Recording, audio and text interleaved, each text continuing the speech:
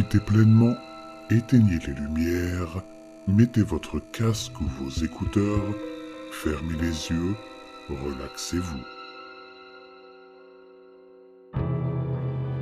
Acton, le village qui a voulu chasser le mal et qui l'a réveillé. Les habitants d'Acton, dans le Massachusetts, savaient que le diable marchait parmi eux. Sinon, comment expliquer la routine de la mort ? Leur seul rempart contre l'oubli était la petite chapelle en pierre qui avait été érigée au centre de la ville. C'est là que la congrégation se réunissait tous les dimanches pour le service. C'est là que les fermiers locaux établissaient un certain sens de la communauté. Et c'est là que les habitants d'Acton se rendaient pour échapper au froid glacial. Les murs de pierre de l'église protégeaient mieux des éléments que leurs cabanes en rondins branlantes, et tous les habitants d'Acton savaient que s'éloigner de l'église lorsque les tempêtes hivernales déferlaient était synonyme de mort certaine. Tout le monde, sauf Hunter Solomon. Hunter était un homme étrange à une époque où tout semblait d'étrangeté donner lieu à des rumeurs de sorcellerie et de magie. Grand, poilu, à l'allure de faucon, Hunter vivait à la périphérie d'Acton, dans une cabane exiguë et délabrée. Peu de gens lui parlaient, et la seule personne qui le contactait régulièrement était Old Nan, une vieille femme bienveillante connue et appréciée pour sa façon de traiter les enfants. Bien que beaucoup se méfient de Hunter, personne n'ose l'accuser directement d'actes répréhensibles, en raison de ses immenses talents de chasseur. Chaque semaine, Hunter se rendait en ville et laissait un cerf fraîchement abattu sur les marches de l'église, à la disposition des hommes et des femmes affamés. Aucun homme sensé ne s'aventurait seul dans les bois autour d'Acton. Trop d'entre eux avaient disparu. Lorsque les grands-parents de la génération actuelle de colons sont arrivés, les terres qui sont devenues Acton étaient complètement abandonnées. Il n'y avait pas d'Indiens et aucun sentier apparent, malgré la richesse des terres agricoles. Les premiers colons étaient des gens robustes qui avaient réussi à survivre dans les bois oppressants, malgré les dangers posés par la meute de loups qui vivaient dans l'ombre d'Acton. La génération actuelle avait appris la peur de ses aïeux, et dès qu'il fallait de la viande fraîche, un groupe de chasseurs se formait pour s'assurer qu'aucun homme n'ait à aller dans les bois et à braver les loups tout seul. Le chasseur Solomon se rendit seul dans les bois. Des rumeurs circulaient parmi les habitants de la ville selon lesquelles Hunter avait vendu son âme pour pouvoir se promener en toute sécurité parmi les loups. Certains disaient que lorsqu'il était jeune, Hunter et son père s'étaient rendus dans les bois pour une partie de chasse et qu'ils avaient été attaqués par la meute. Quelques jours plus tard, les habitants d'Acton racontèrent que Hunter était sorti des bois en boitant et en essayant tant bien que mal de maintenir son scalp sur sa tête. On n'a jamais revu le vieux Solomon. Cette partie de chasse a laissé Hunter silencieux et couvert de cicatrices. Personne ne pouvait lutter contre les loups, disaient les habitants de la ville. Le diable avait dû protéger son serviteur. Peu de gens se souvenaient du jeune homme sociable qu'était Hunter avant ce voyage, mais tous connaissaient l'ermite silencieux et reclus qu'il était devenu après son retour. Il n'en faut pas plus pour que les habitants d'Acton se retournent contre Hunter. Lorsque le révérend McGarvey décède au cours de l'hiver 1701, les habitants d'Acton demandent désespérément un nouveau pasteur. Le printemps venu, le révérend O'Brien arrive, un prêcheur roux de feu et de soufre qui suscite un nouveau degré de dévotion parmi les fidèles de la frontière. Il était accompagné de sa fille de 8 ans, une petite fille sauvage qui partageait sa chevelure rousse. Elle s'appelait Lucie. Personne en ville ne sait avec certitude quand Lucie et Hunter se sont rencontrés pour la première fois. Tout ce qu'ils savaient, c'est que Lucie adorait Hunter. Chaque fois que Hunter arrivait en ville à grandes enjambées, apportant de la nourriture fraîche de sa chasse, Lucie courait le saluer. Hunter lui apportait toujours quelque chose, une feuille intéressante, une petite sculpture, une poupée mal faite. Bientôt, d'autres enfants se mirent à courir avec Lucie pour saluer Hunter. Il avait toujours des jouets pour les enfants, et ceux-ci vinrent bientôt à admirer l'ermite d'Acton presque autant qu'ils adoraient Old Nan et ses histoires.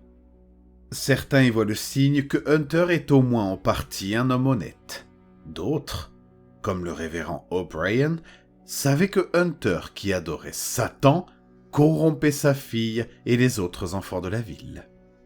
Le révérend O'Brien a pris beaucoup de plaisir à prononcer son premier sermon sur la sorcellerie.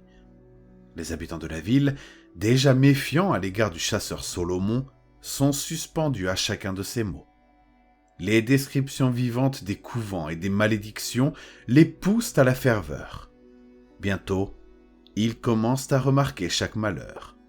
La vache du fermier Jones meurt subitement. Le petit Danny Gilman tombe gravement malade et meurt quelques semaines plus tard. Rachel Jones fait une fausse couche. La femme de James Sloan fut surprise avec un autre homme et jura sur la Sainte Bible qu'une force extérieure avait pris le contrôle de son corps. Le point de rupture se situe au début de l'hiver 1702, lorsque Lucy disparaît. Ce dimanche-là, le révérend O'Brien s'est donné corps et âme dans son sermon, appelant les habitants de la ville à chasser le diable. Tous savent à qui il fait allusion. Les fidèles enragés chargent leurs mousquets et allument leurs torches. Il est temps de tuer le chasseur Solomon. Il était temps de chasser le diable. Lorsque les émeutiers atteignent la cabane de Hunter, ils constatent qu'elle est abandonnée.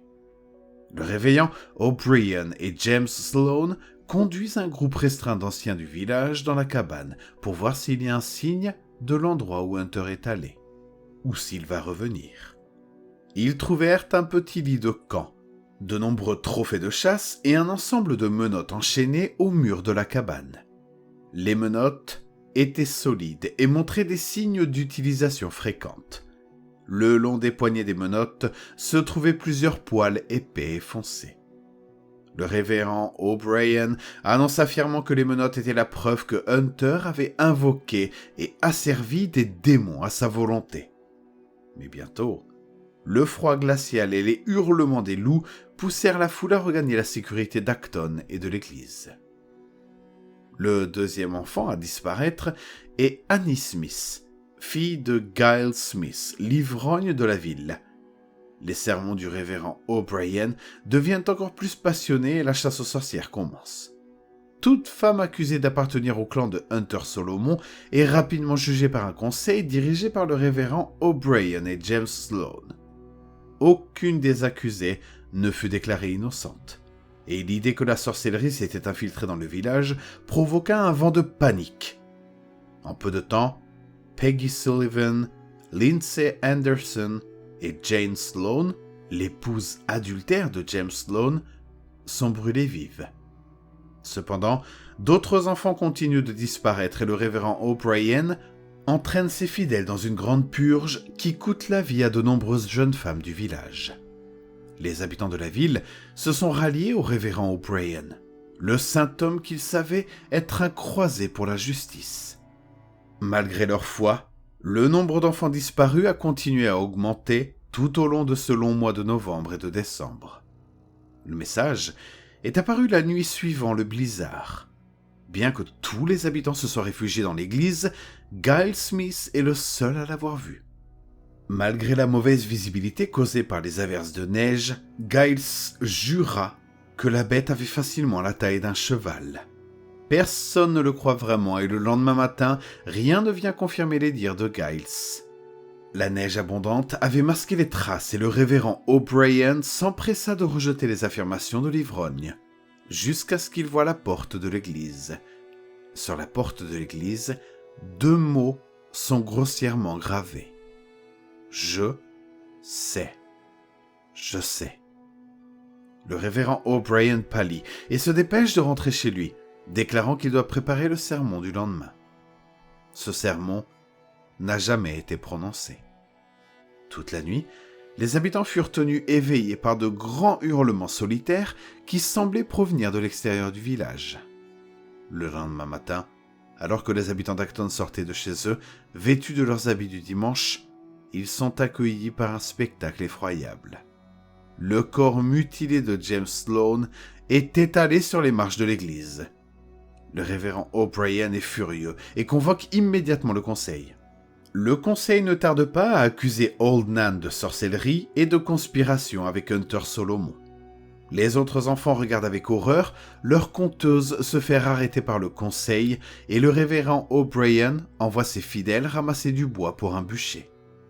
Ils reviennent bientôt et déposent leur bois autour du bûcher, auquel Old Nan est désormais attaché. C'est là, près du bûcher, que le révérend O'Brien était dans son élément. Tandis que Old Nan sanglotait et implorait la pitié, le révérend braillait sur le mal, le diable et tous les actes dépravés dont le chasseur Solomon et Old Nan avaient été responsables. Les descriptions d'invocations de démons et de réunions secrètes dans les bois avec Satan ont poussé la foule à hurler frénétiquement. C'est alors qu'un grognement assourdissant fit taire la foule. Le loup faisait les 100 pas autour d'une maison à la périphérie de la ville. Giles Smith avait largement sous-estimé la taille de la bête, qui dépassait largement celle de n'importe quel cheval. La foule paniqua.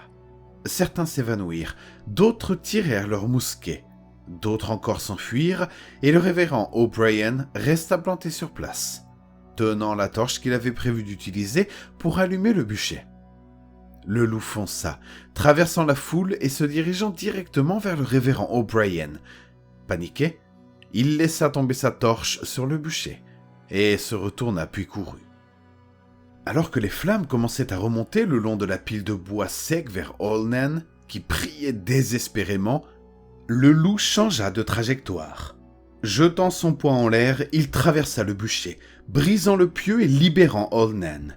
Le loup se débattit sur le sol, essayant tant bien que mal d'éteindre la fourrure qui s'enflammait. Avec un hurlement désespéré, il roula dans un banc de neige voisin, éteignant sa fourrure et quitta la ville en courant. Personne n'aurait pu prédire qu'un Hunter Solomon gravement brûlé frapperait à la porte du fermier Jones plus tard dans la nuit, ou que le lendemain matin, le fermier Jones rassemblerait un groupe de citadins, enfoncerait la porte de la maison du révérend O'Brien et le pendrait à un arbre à l'orée de la forêt.